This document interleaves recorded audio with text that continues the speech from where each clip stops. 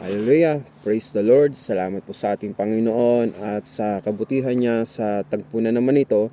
Tayo po mag-aaral ng banal na salita ng ating Panginoon. Kinakamusta ko nga po pala ang aking mga kapatiran sa Door of Faith Church na Mesa, kay Pastora Christy at kay Ma'am Chen ng Door of Faith Parian at sa lahat ng mga palaging tumututok sa daily devotion natin. Hallelujah! Mga kapatid, samahan niyo po ako, tayo po yung manalangin. Hallelujah! Hallelujah! Dakilang Diyos, aming Ama, Panginoong Hesus, Banal na Espiritu, maraming salamat po sa tagpong ito. Narito po kami, Lord. Pinupuri ka namin, pinapasalamatan sa mga dakilang bagay na ginagawa niyo sa aming buhay, Lord. Hindi man po kami karapat-dapat, ngunit palagi po kayong naandyan at palagi niyo pong tinutugon ng aming mga dasal. Narito po kami, Lord, nagpapakumbaba, humihingi ng tawad sa lahat ng aming mga nagagawang mga kasalanan. Lihiman, sinadya namin o hindi, kung nakasakit man kami ng aming kapwa, patawarin niyo po kami, Panginoong Hesus. Inaangkin na po namin ang katagumpayan ngayong oras na ito. Balutan niyo po kami ng iyong banal na dugo, Panginoong Hesus, upang wala magawa ang kaaway sa aming buhay. Banal na Espiritu, samahan niyo po ako. Hindi ko po kaya maghayag ng iyong mga banal na salita kapag wala ang karunungang galing lamang sa iyo. Kayo po ang mataas sa aking buhay at maparangalan, mapapurihan at mapasalamatan sa oras ako'y naghahayag ng mga banal na salita, Lord. Nawa ito ay tumimo sa aking puso't isip, lalong higit sa aking mga kapatiran na makikinig. Ang iyong mga salita ay totoong makapangyarihan at bumabago ng buhay. Kaya't maraming salamat po muli, Panginoon. Ito po ang aming samot dalangin na may pasasalamat at pagsamba. Sa pangalan ng iyong anak na si Jesus, sa palaging pagsama ng banal na Espiritu. In Jesus' name, Amen. Praise the Lord. Hallelujah, mga kapatid. Tayo po'y mag-aral ng banal na salita ng ating Panginoon. Magsipagbukas po kayo sa akin sa Exodo 25:1 hanggang 9 po. Sinasabi po dito ng ating Panginoon, sinabi ni Yahweh kay Moises, sabihin mo sa mga Israelita na maghandog sila ng kaloob sa akin at tanggapin mo ang mga buong pusong inihandog nila.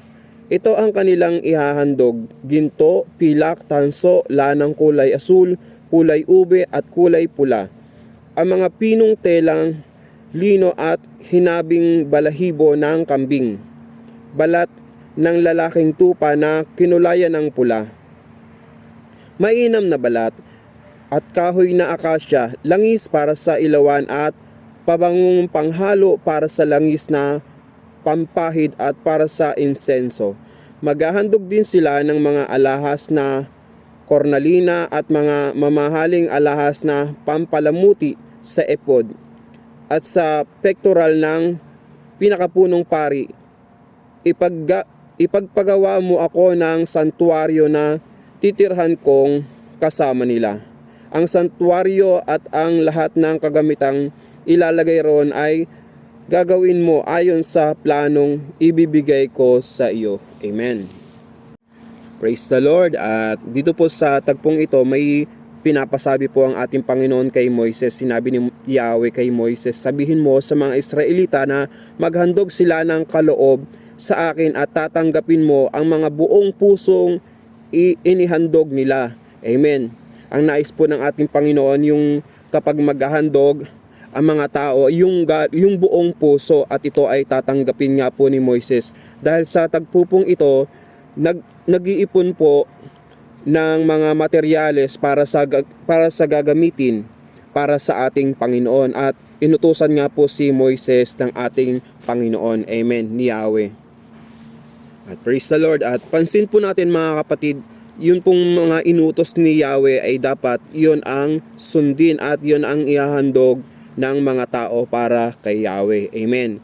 At sinabi nga po kay Moises yung mga dapat ihandog ng mga tao na yun pong mga the best, yung pong nais ng ating Panginoon, at yung nais ng ating Panginoon yung sinabi nga po dito yung buong pusong inihandog nila. Tanggapin mo ang mga buong pusong inihandog nila.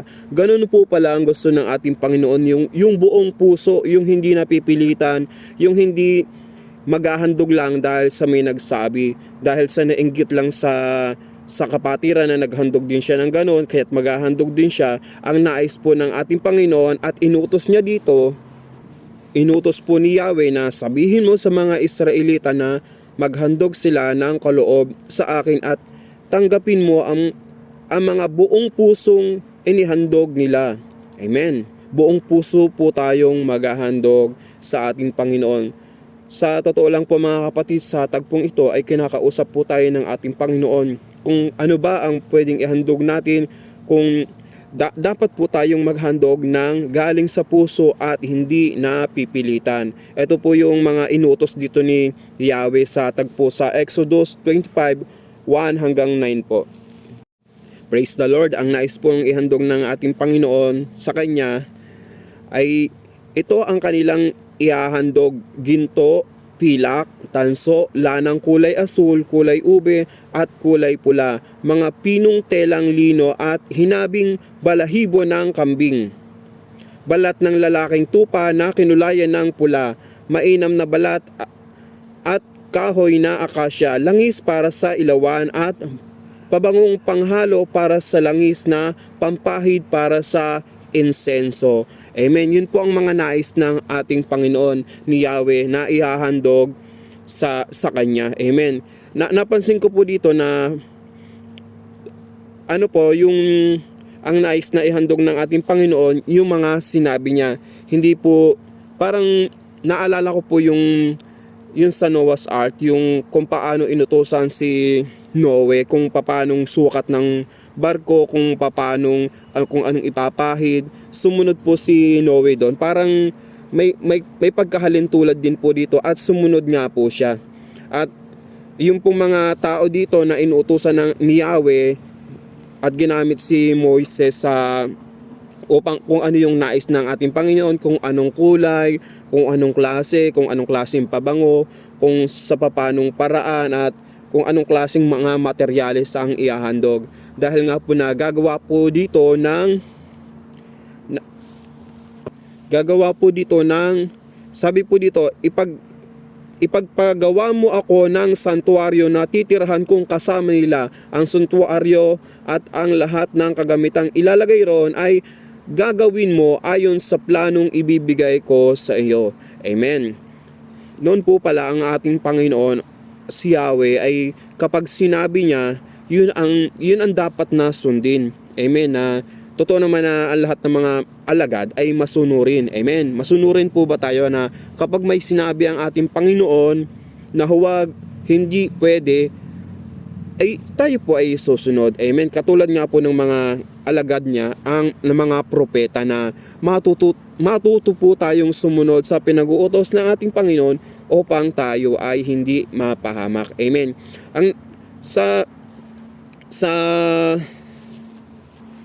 Sa kalooban po palagi tayo bumatay, sa kalooban ng ating Panginoon, hindi sa ating kalooban, hindi sa ating sariling kagustuhan. Amen. Nabanggit ko nga po kanina dito na nais po ni Yahweh na maghandog ang mga tao, yung bukal sa kanilang puso, yung hindi na pipilitan. At ang nais nga po niya ay ginto, pilak, tanso, lanang kulay asul, kulay ube at kulay pula. So kapag hindi po nasunod ang mga bagay na iyon, hindi po yon kalugod-lugod kay Yahweh, dahil may mga plano si Yahweh na yun ang dapat nating sundin. Na ipinapakita lamang po dito yung utos ni Yahweh ay hindi po natin dapat baliin, hindi dapat sundin.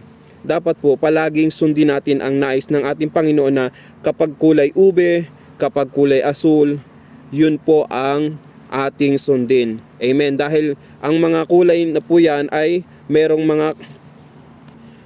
mga kahulugan para kay Yahweh, para sa ating Panginoon. Amen. Kaya ang nais po ng ating Panginoon na kapag po pala tayo ay maghahandog, sundin natin kung anong nais ng ating Panginoon. At kung minsan, ang tatanong natin, hindi naman ako kinakausap ng ating Panginoon. Wala naman sinasabi ang ating Panginoon na literal. Talagang hindi po magsasalita ng literal ang ating Panginoon, ngunit kakausapin tayo ng Diyos sa pamamagitan ng Espiritu. Yung pangungusap niya sa ating puso at gagamitin ang mga namumuno sa atin. Amen. Praise the Lord. At napansin niyo po ba na yung ating mga taga-panguna, namumuno sa atin, mga pastor o pastora, mga elder, yung nakapag sinabi nilang dapat ganto ang kulay ng natin, dapat ganto ang mga dalhin natin. Yun po ay wag nating susuwayin dahil sila po ang unang kinakausap ng ating Panginoon. Amen. Hindi po tayo dapat basta sumusuway sa tagapanguna dahil kapag hindi po nasunod ang nais ng ating Panginoon, sila po ang mananagot sa ating Panginoon at marami silang pananagutan talaga sa Diyos. Amen. Kapag hindi nila nasabi ng maayos ang pinapasabi ng ating Panginoon Diyos. Katulad nga po ng si Moises palagi ang ginagamit ng Diyos upang ipaliwanag sa mga tao na yun ang nais ni Yahweh, yun ang kulay, yun ang mga materyales na dapat na gamitin, dapat na ihandog. At ang nais ng ating Panginoon kapag maghahandog, kapag mag-aalay, yung buo ang puso, yung kusang loob, hindi napipilitan, hindi na inggit lamang sa mga kapatiran, kaya maghahandog ng ganoon. Ang nais po ng ating Panginoon ay bukal sa puso. Amen. Praise the Lord. At ang sabi nga po dito ng ating Panginoon ni Yahweh, ipagpagawa mo ako ng santuaryo na titirhan kong kasama nila. Ang santuaryo at ang lahat ng kagamitang ilalagay roon ay gagawin mo ayon sa planong ibibigay ko sa iyo. Amen. Kaya po nais ng ni Yahweh na maghandog ng mga sinabi niya dahil gagawa po ng santuaryo. Amen.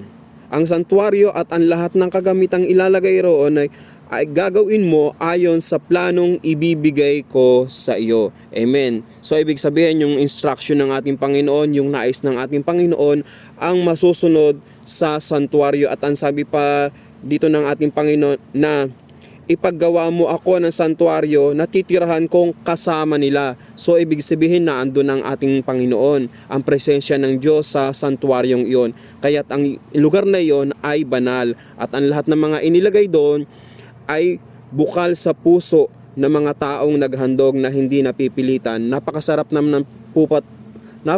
po talaga na kapag ikaw ay maghahandog na bukal sa iyong kalooban. Ayaw po kasi ng ating Panginoon na lahat ng mga bagay na naandun sa loob ng bahay-sambahan ay napilitan lamang kaya na ihandog. Ang nais po ng ating Panginoon ay buong buo na ihandog.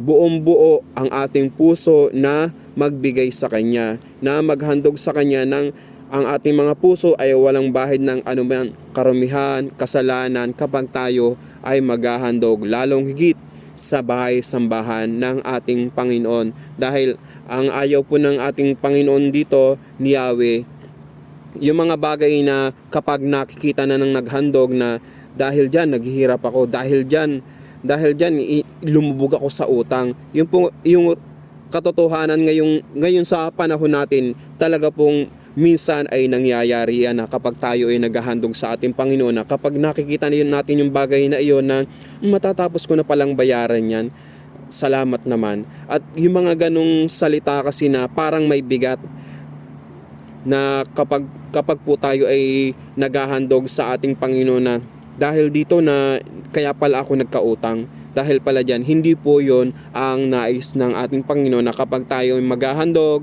kung ano man ang nais ng ating Panginoon na ihandog sa Kanyang bahay-sambahan, ay ihandog po natin nang galing sa ating puso. Amen.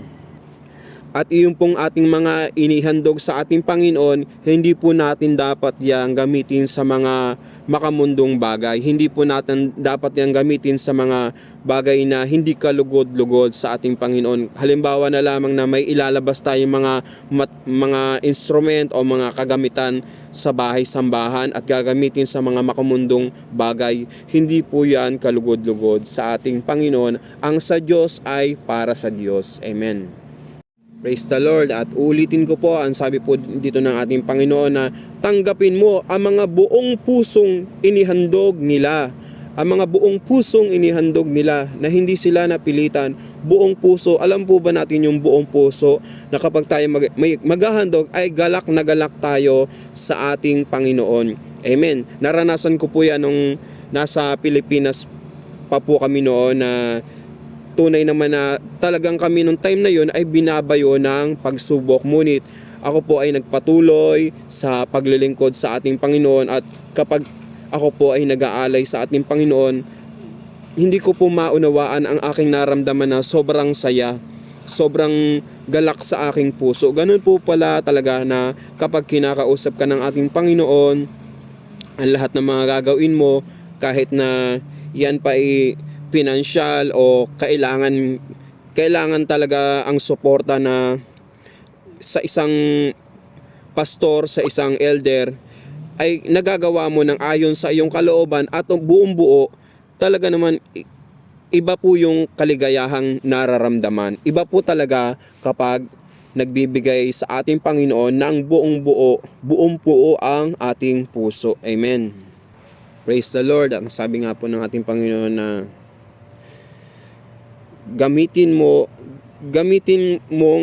at ilagay roon ang mga bagay na sinabi ko sa iyo at ang mga plano kong ibibigay sa iyo ang siya mong susundin. Kaya kung ano man plano ng ating Panginoon, kung ano man planong ibinigay sa atin, yun po ang ating susundin. Huwag po tayong susuway na kapag lalong higit gawain para sa Diyos. Amen. Sa Diyos po ang papuri. Salamat sa ating Panginoon na humihingi po ako ng tawad sa ating Panginoon.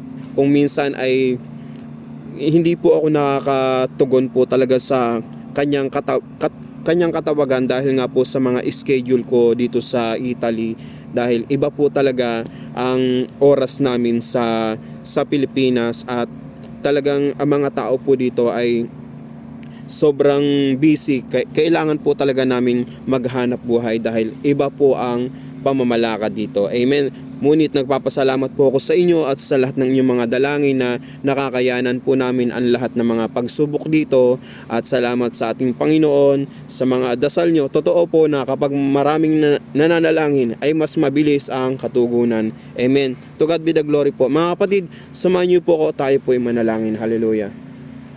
Hallelujah. Panginoong Hesus, Ama, Holy Spirit, maraming salamat po Lord sa lahat ng aming mga napag-aralan. Nawa Lord, sa aming mga napag-aaralan ito po ay makita sa aming buhay na mailakad po namin ang inyong mga salita. Panginoon, salamat po sa pagpapaalala mo palagi sa amin sa oras na kami po ay naligaw ng landas. Itinuturo niyo po sa amin ang tama, Panginoon. Salamat po sa mga kauhawan, sa iyong mga banal na salita, Lord. Katulad po ng aming napag-aralan, nawa Lord, tumimo ito sa aming puso't isip na kapag kami po ay maghahandog para lamang sa iyo, nawa ito ay palaging bukal sa aming puso na hindi po kami napipilitan, dahil ang nais mo, Panginoon, ay ang paghahandog na bukal sa aming kalooban na hindi napipilitan. Maraming salamat po, Panginoon, sa tagpong ito sa aking mga kapatiran na mga nakinig, Panginoon. Naniniwala ako't naman ng palataya, Panginoon, Marcos 11:24, na ang lahat ng mga dasal ng aming mga puso ay yung tinugon na, Panginoon. Dinadalangin din namin, Lord, ang mga bata, matatanda, mga may karamdaman, may mga pinagdadaanan, Panginoon, sa lahat ng aspeto ng mga suliraning ito. Nininiwala kami nananampalataya na inayos nyo na ang aming mga sitwasyon. Marcos 11:24, na sabi mo sa Marcos 11:24 na kapag kami mananalangin, maniwala kaming natanggap na namin iyon at iyon ay mangyayari nga. Kaya inaangkin na po namin ang katagumpayan, Panginoon. Natanggap na namin ito, Panginoon, dahil ang iyong mga salita buhay at totoo na aming nararanasan. Depende, Lord, sa aming mga pananampalataya. Kaya dinadalangin namin, Lord, na huwag pong manghina ang aming pananampalataya sa iyo upang maranasan namin ang kabutihan mo, ang kaluwalhatian mo, ang lahat ng mga pagpapala mong nagmumula dyan sa langit. At maraming salamat po muli, Panginoon. Dinadalangin ko po, Lord, ang aming tagapanguna, kay Pastora Christy at kay Pastor Alan sa kanilang mga anak, mga apo, Panginoon, at kay Elder Wilma sa kanilang buong pamilya.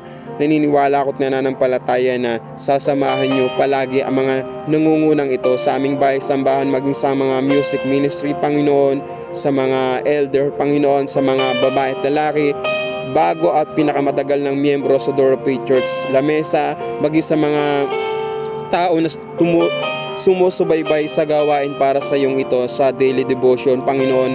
Nawa, Lord, ang lahat ng mga salita mo ay magmanifest sa aming buhay na maging buhay kaming patotoo, Panginoon, na totoong Ikaw ay bumabago ng aming buhay. Na dalangin namin, Panginoon, Lord, na palagi po kami makapaghandog sa inyo ng ayon sa inyong kalooban at hindi po kami napipilitan, Panginoon. At ang sabi mo, Panginoon, pinaalala mo sa bersikulong ito na sundin namin palagi ang sinasabi mo, Panginoon. Sundin namin ang plano mo, Panginoon, dahil ang plano mo ay the best para sa amin, na huwag po kaming sumuway, Panginoon, dahil iba ang mga pagpapalang natatanggap namin galing dito sa mundong ito, at mas iba ang pagpapalang galing sa iyo na may kaligayahan at walang kalungkutan, Panginoon.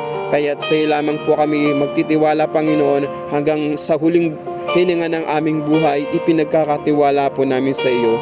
Lord, ang dinadalangin lang po namin na palagi niyo po kaming uhawin ng iyong mga banal at makapangyarihang salita upang hindi po kami mapahamak sa mundong ito. Salamat po muli, Panginoon. Ito po ang aming samot dalangin na may pasasalamat at pagsamba sa pangalan ng iyong anak na si Jesus, sa palaging pagsama ng banal na Espiritu. In Jesus' name, Amen. God bless us all, mga kapatid. Salamat po sa ating Panginoon. Patuloy po tayong sumubaybay sa mga daily devotion para sa ating Panginoon. At kung hindi man po tayo makapanood ng mga live, pwede naman po natin yang i-replay. At God bless us all po. Sa Diyos ang lahat ng kapurihan.